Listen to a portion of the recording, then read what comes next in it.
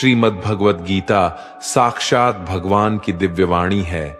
इसकी महिमा अपार है, अपरिमित है। उसका यथार्थ में वर्णन कोई नहीं कर सकता। गीता सर्वशास्त्रमयी है। इसे सारे शास्त्रों का खजाना कहा जाता है। गीता का भली भांति ज्ञान हो जाने पर सभी शास्त्रों का तात्विक ज्ञान अपने आप हो जाता है। भगवद गीता में कुल 18 अध्याय और 700 श्लोक है, जिसे सभी के लिए पढ़ पाना थोड़ा मुश्किल है। तो चलिए अब देर नहीं करते हुए वीडियो शुरू करते हैं। गीता के अनुसार जिस व्यक्ति ने अपने मन पर काबू पा लिया, वो मन में पैदा होने वाली बेकार की चिंताओं और इच्छाओं से भी दूर रहता है। साथ ही व्यक्ति अपने लक्ष्य को भी आसानी से प्राप्त कर लेता है। अगर मन को वश में नहीं करोगे तो वह तुम्हारा सबसे बड़ा शत्रु बन जाएगा। अज्ञानी व्यक्ति स्वयं के लाभ के लिए कार्य करते हैं, जबकि बुद्धिमान लोग विश्व के कल्याण के लिए कार्य करते हैं। यदि किसी काम को करने में डर लगे तो याद रखना, यह संकेत है कि आपका काम वाकई में बहादुरी से भरा हुआ है। कमजोर व्यक्ति से दुश्मनी ज्यादा खतरनाक होती है, क्योंकि वो उस समय हमला करता है जिसकी आप कल्पना भी नहीं कर सकते। झूठ कितना भी बलवान क्यों ना हो, वो सच को नहीं दबा सकता। अपने विचारों को पवित्र बनाओ, क्योंकि व्यक्ति अपने विचारों से ही अनंत काल तक जीवित रहता है। इतना कमजोर मत बनो कि कोई आपको तोड़ सके, बल्कि इतना मजबूत बनो कि आपको तोड़ने वाला खुद ही टूट जाए। भगवान श्री कृष्ण कहते हैं, जब शांति के सारे मार्ग बंद हो जाए और न्याय ना मिले तो युद्ध करो। वास्तव में मुसीबत में साथ देने वाला मित्र ही सच्चा मित्र होता है। हमेशा शक करने वाला व्यक्ति कभी शांति प्राप्त नहीं कर पाता है। इसलिए संदेह करने से बचे। अधिक संदेह करने से मन की शांति भंग हो जाती है और व्यक्ति भ्रमित होकर अपने संबंधों को नष्ट कर डालता है। तन की सुंदरता मन को आकर्षित करती है, जबकि स्वभाव की सुंदरता हृदय को आकर्षित करती है। इसीलिए मनुष्य का स्वभाव हमेशा निर्मल होना चाहिए। कौन क्या कर रहा है, कैसे कर रहा है और क्यों कर रहा है, इन सब से आप जितना दूर रहेंगे उतना ही खुश रहेंगे। जिंदगी में हम कितने सही हैं और कितने गलत हैं, ये सिर्फ दो लोग जानते हैं, एक परमात्मा और दूसरी हमारी अंतरात्मा। भगवान श्री कृष्ण कहते हैं, जिस मनुष्य के अंदर ज्ञान की कमी और ईश्वर में श्रद्धा नहीं होती, वो मनुष्य जीवन में कभी भी आनंद और सफलता को प्राप्त नहीं कर पाता। भगवान कहते हैं, जो मनुष्य सुख और दुख में शांत रहता है, जिसके राग, भय और क्रोध नष्ट हो गए हैं, जो मनुष्य शुभ और अशुभ वस्तु को पाकर न प्रसन्न होता है और न द्वेष करता है, जिन्होंने अब अपनी इंद्रियों को वश में कर लिया है, वो स्थिर बुद्धि मनुष्य मुनि के समान है। ऐसा मनुष्य स्थिर चित्त और इंद्रियों को वश में करके ज्ञान द्वारा परमात्मा को प्राप्त करके हमेशा संतुष्ट रहता है। जिस प्रकार समुद्र की स्थिति अचल है, भारी से भारी आंधी तूफान आने पर या अनेक नदियों के जल प्रवाह उसमें प्रविष्ट होने पर भी वो अपनी स्थिति से विचलित नहीं होता, मर्यादा का त्याग नहीं करता, उसी प्रकार परमात्मा के स्वरूप में स्थित योगी की स्थिति भी सर्वदा अचल होती है। बड़े से बड़े सांसारिक सुख दुखों का सहयोग वियोग होने पर भी उसकी स्थिति में जरा भी अंतर नहीं पड़ता। वो योगी परमात्मा में नित्य निरंतर अटल और एक रस स्थित रहता है।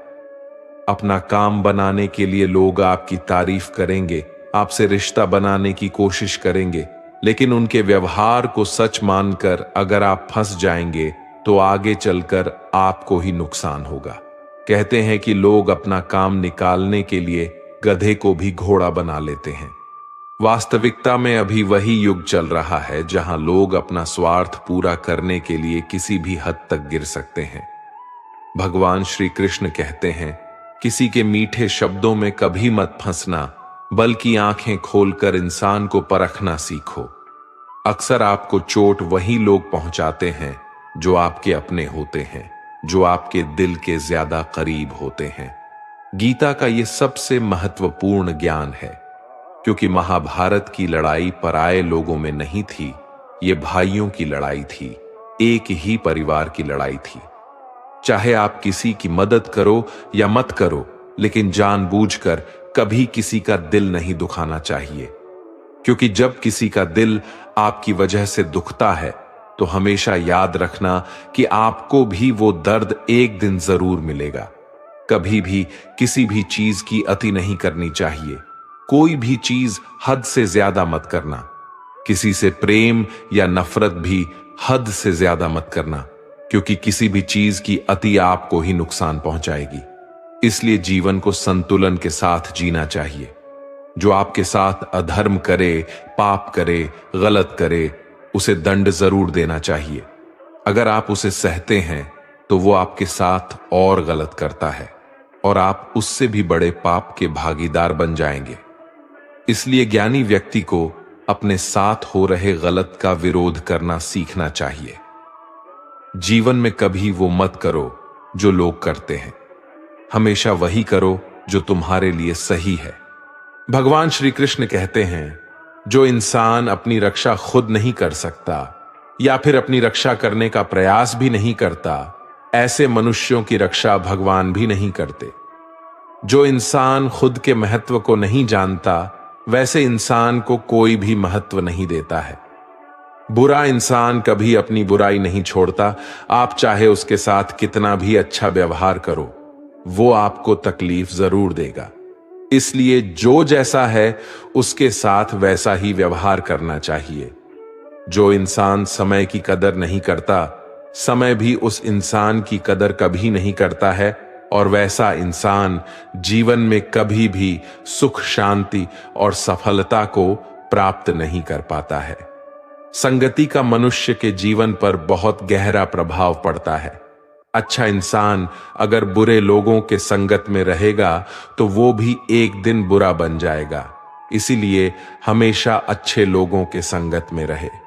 इस दुनिया में परमात्मा के सिवा किसी को अपना मत समझो, यहां कोई अपना नहीं है।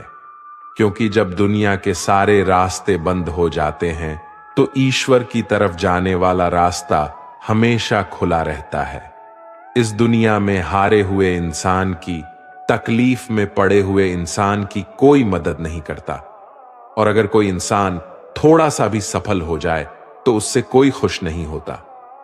इसलिए अपना दुख किसी को बताओ मत और अपनी खुशी किसी के आगे जताओ मत। मनुष्य का आहार हमेशा सात्विक और संतुलित होना चाहिए।